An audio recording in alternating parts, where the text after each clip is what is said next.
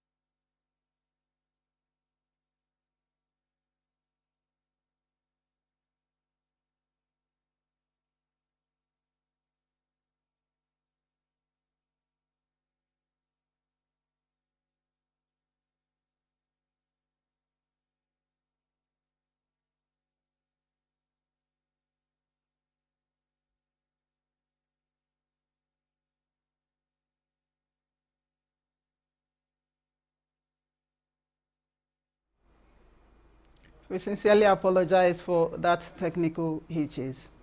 The federal government is set to launch the National Agri-Business Policy Mechanism to strengthen agricultural productivity, stabilize food prices, and drive economic growth.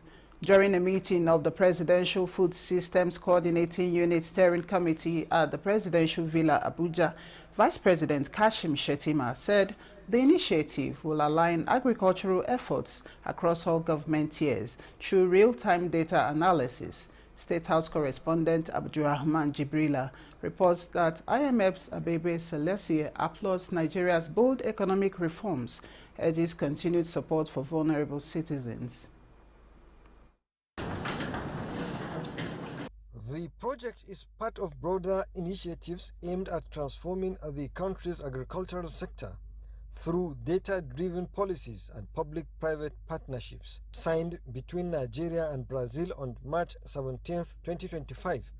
The Green Imperative project is a $1.1 billion initiative aimed to modernize 774 mid-sized Nigerian farms with Brazilian agricultural technologies, creating jobs and boosting productivity across the nation. One of the first proactive decisions by government to prepare for the flooding season, Vice President Kashim Shettima said President Tinubu has approved 15 billion naira for the National Emergency Management Agency to prepare for flood as the rainy season kicks in. And we have to get it right. Your Excellencies, Honorable Ministers, distinguished ladies and gentlemen, let's get it right. If we get it right, we have had many interventions in this country. So let's work as a team. Let's work as a family to actualize our goal. This country has to work. So I want you to work closely. For the past 50 years or so, we are very good at organizing seminars and talking. But let's walk the talk. The National Agri-Business Policy Mechanism aims to address challenges of high food inflation and agricultural yields that lags 60% behind global average, as the pilot survey has been completed across 13 states, with a full launch planned for June 2025. The Green Imperative project, it should, as much as possible, speed up the takeoff of the project, because the impact it will have on the food production in this country is going to be marvelous. We have applied so many technology, reducing the cost of productivity, reducing let's say, the efficiency and the productivity of the farmers. So we expect to, let's say, to have the same results here in Nigeria. The private sector today has made a commitment to support the National Agri-Data Planning Program so that we could have the first pilot. The program, supported by Data Analytics Partnership and a digital platform under development, is designed to tackle food inflation, inefficient subsidies, and outdated farming practices to give the country a unified framework to optimize public spending and drive sustainable rural development. From the State House, Abraham Jibrila, NTA News.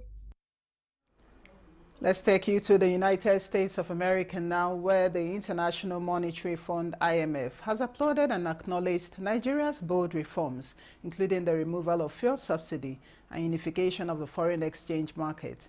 Director, African Department, International Monetary Fund, Abebe Amero Celestia, emphasized that while these measures were necessary to address unsustainable macroeconomic conditions, addressing the short-term hardships they have caused is key.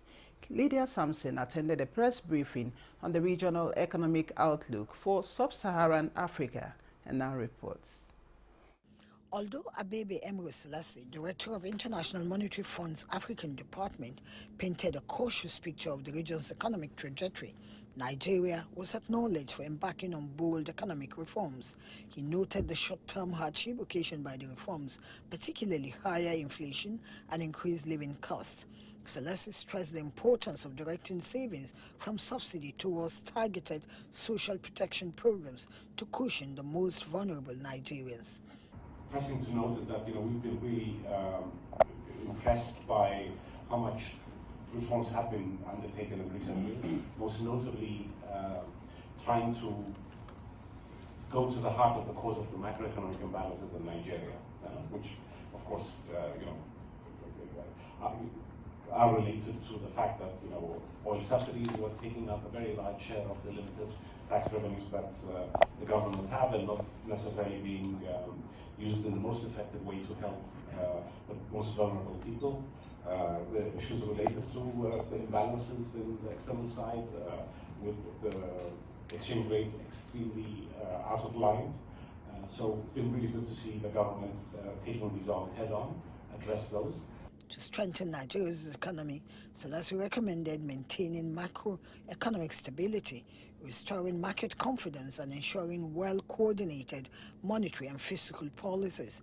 He also underscored the need for open communication with the public to build trust and support for ongoing reforms. With sustained effort and careful policy calibration, Selassie believes Nigeria can achieve more inclusive and sustainable growth. The latest regional economic outlook for sub-Saharan Africa highlights both progress and persistent vulnerabilities across the continent.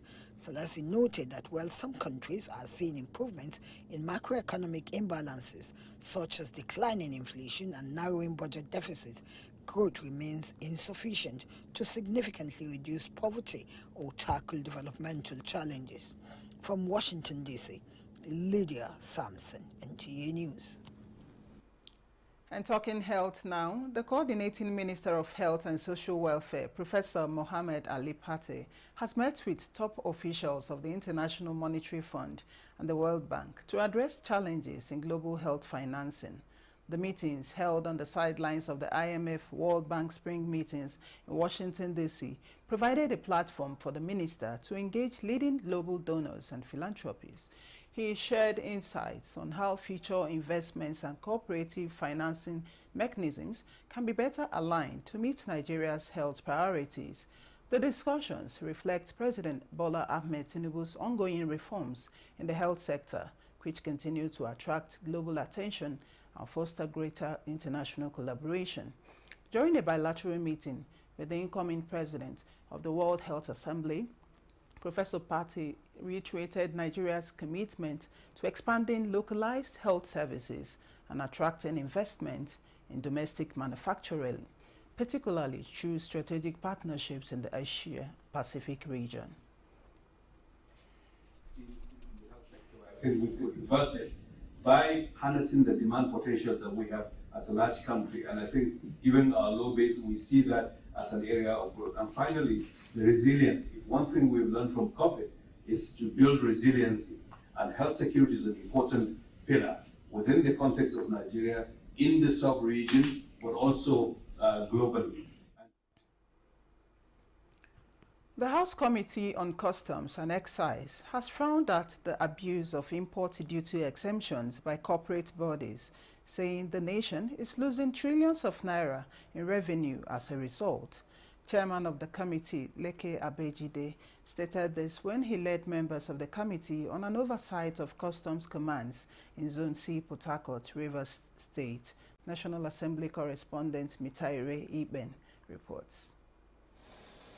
Right from arrival at the Port Harcourt International Airport, the House Committee on Customs and Excise, led by Leke Abejide, inspects customs facilities and proceeds to the Zone C headquarters to receive briefing from controllers of 9 area commands across the Eastern Zone, covering 11 states. Security challenges and poor road network around the seaports are listed among factors militating against trade facilitation and revenue generation. Some of the challenges we face was the underutilization of seaports in the Eastern Zone, which has in turn affected importers who bring in cargo and vessels into the Eastern and Southern region. The implementation of the federal government directives of concession on selected food items affected the revenue generated by the command, as over 34 billion was lost from August to December 2024. In March, which I said we have a shortfall, there were reasons. In Enugu, we only have one bonded terminal, so majority of our own bonded terminals are in Anambra, and there were lots of insecurity issues at Anambra, where even our officers, some were being attacked. The committee advocates greater sensitization on payment of 4% free on board value on imports towards implementation. It's not additional increments of payment because they are dropping 2 charges. The only difference here is that there are some foreigners that come in the name of coming to invest in Nigeria. They will now bring finished goods and get ITEC, import duty exemption certificate. They will not pay duty and custom gets nothing on it. So even if they get ITEC, custom will still collect their 4%. Members of the committee also inspected the condition of the Port Harcourt seaport and the efficiency of customs operations at the port. Mitaire Ikben, NTA News. And to politics now. Spokesperson of the Coalition of United Political Parties and PDP member in the House of Representatives, Ikenna Ugochinyere, is urging the PDP National Working Committee to urgently take steps towards addressing the imminent danger bedeviling the party. He disclosed this while addressing PDP members in Akokwa area of Imo State. Ugochinyere, who represents the Dato Federal Constituency of Imo State, further disclosed that 2 more state governors and 40 lawmakers on the platform of the People's Democratic Party are likely to also defect soon. Ask members of the NWC, those who are progressive, who are in majority, this is the time to act. So let members of the party start speaking up. Let others of the party start taking decisive decisions. And the only way to save the party from complete failure. Lawmaker also urged the PDP to consider the removal of the party's acting national chairman, Umar Damagun, and replace him with a candidate from the North Central, as he also called for the expulsion of PDP's embattled national secretary, Samuel Anyanwu, among others. Here is the news at 10 on NTA News 24. We'll take a break here. There will be more reports when we return. Do stay. Furniture Easter sales is on. Enjoy unbeatable furniture deals with up to 50% off on our luxurious Turkish sofas starting from just 2.8 million naira. Get a smart bed for only 7 million naira plus 25% off our luxury collections. That's not all. Enjoy free delivery and installation in Abuja, Lagos, Enugu, and Kano. Visit any of our showrooms or shop online to take advantage of these incredible offers. You are strong, you are wise, you are worthy. The solemnization of matrimony between Solis Amarachi Mbilitem and Ikenna Abaribe is built for Sunday, the 27th of April 2025 at the Rainbow Event Center, Area 8, Abuja by 9 a.m. The traditional wedding and reception follows immediately at the same venue. Attendance is strictly on invitation. Announcer Mina Daniels for the family. But no, there's nobody in the world like you. The Bureau of Public Procurement, BPP, under the Renewed Hope agenda on sustainable procurement, wishes to invite procurement officers and procurement stakeholders to the official launch of the Sustainable Procurement, Environmental and Social Standards Enhancement Procurement Certification Portal, SPACY, a World Bank finance project. Date, 30th April 2025. Time, 10 a.m. to 12 noon. Venue, UBEC Digital Hub, 117 Amadu Bello Way, opposite Next Cash and Carry, Kadokuchi, Abuja. Announcer, Dr. Adebowale A. Adedokun, Director General, Bureau of Public Procurement, BPP.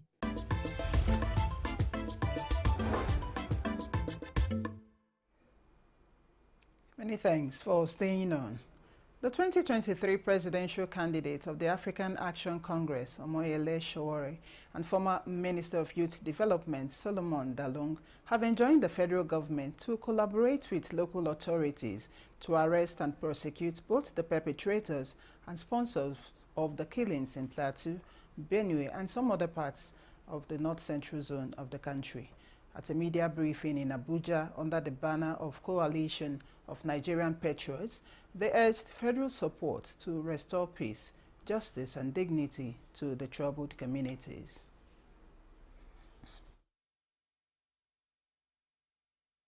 We do believe that every Nigerian citizen deserves protection, and anybody who has identified himself as committing genocide or ethnic cleansing should be treated as such. And in some cases, when necessary, handed over to appropriate international communities where they can be taught global lessons.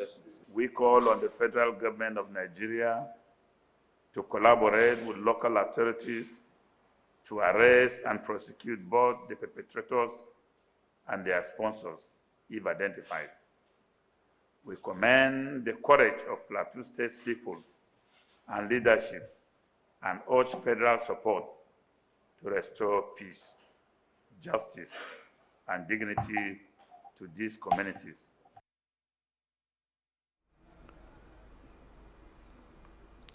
The Court of Appeal has ordered the Central Bank of Nigeria, CBN, to pay all outstanding monies it owes to a company after the CBN terminated the contractual contract the duo had over the pre-shipment inspection of goods in the nation's ports. Olabode Arewa reports. In annulling the purported contract termination, the three-man panel of the Intermediate Court, led by Justice Okon Abang, held that the company had shown evidence of satisfactorily executing the contract, and even the Central Bank of Nigeria had received over 100 billion naira as its 1% commission. Our position is that the job was not completed. If it is not completed, then they are not entitled to anything to be paid. That as at the time the purported cancellation was made by the Central Bank of Nigeria, the contract had already been completed, so there was nothing to be terminated. The court also observed the importance of the cargo pre-shipment inspection to the federal government. The court ordered the Central Bank of Nigeria to fulfill its contractual agreements on the matter. Meanwhile, The appellate court has also ordered the Kogi State government to pay outstanding emoluments owed to the former deputy governor, Simon Achuba. He was impeached during former governor Yahya Bello's first tenure, but the High Court of the Federal Capital Territory restored him to office. This verdict has now been affirmed by the appellate courts. Today, the Court of Appeal has agreed with us and has enforced that judgment. The National Industrial Court Abuja had also delivered a ruling against Simon Achuba's impeachment. Olabode Arewa, NTA News. In a bid to foster customer relations and satisfaction, makers of Indomie noodles took their fun train to Zuba, Abuja, where they serenaded Nigerians with flavor and fun. Daniel Adeniyi was there and brings us more. Oftentimes it is said that good tidings usually fall on the weekends. So, Indomie Noodles thought to bring fun, flavor and vibes to Nigerians as they hosted the Indomie Flavor Fest. We want to bring this crayfish flavor close to the student. We want them to feel it, we want them to know about Indomie crayfish. And we are not only stopping here. Nationwide, we're going to all the universities and College of Education, also polytechnics, so that students can actually know about crayfish and other flavors that we have, Indomie Oriental fried noodles, pepper chicken and all the rest. And yes, there was lots of noodles to go around. But even while they gobbled down strand after strand, there were other side attractions like games, dancing and musical performances.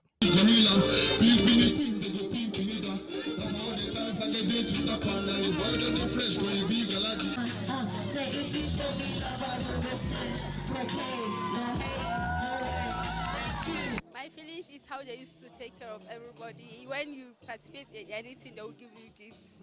So I feel so happy and I really appreciate Indomie for what they did. I want to say they should keep up the good work, and we like the new flavor they just brought. We tasted it and it's nice. The DJ and every other thing, with the Indomie, with the taste, I enjoy everything.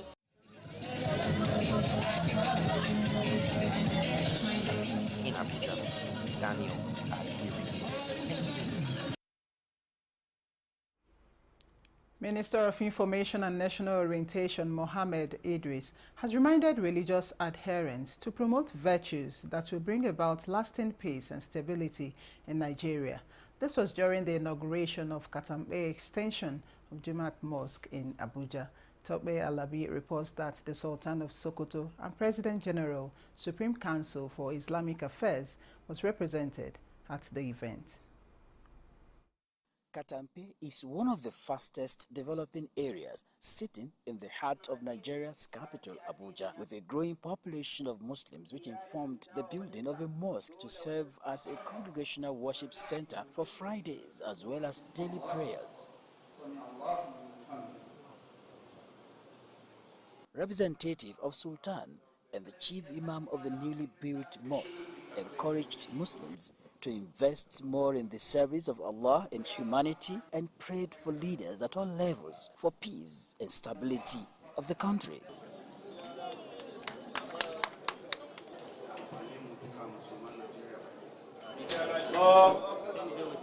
Sakon Sarki Musulmi to all the people of this particular community is that they must utilize this facility to the best of their ability. And therefore, we expect the community to regard this mosque as a house of Allah, which it is.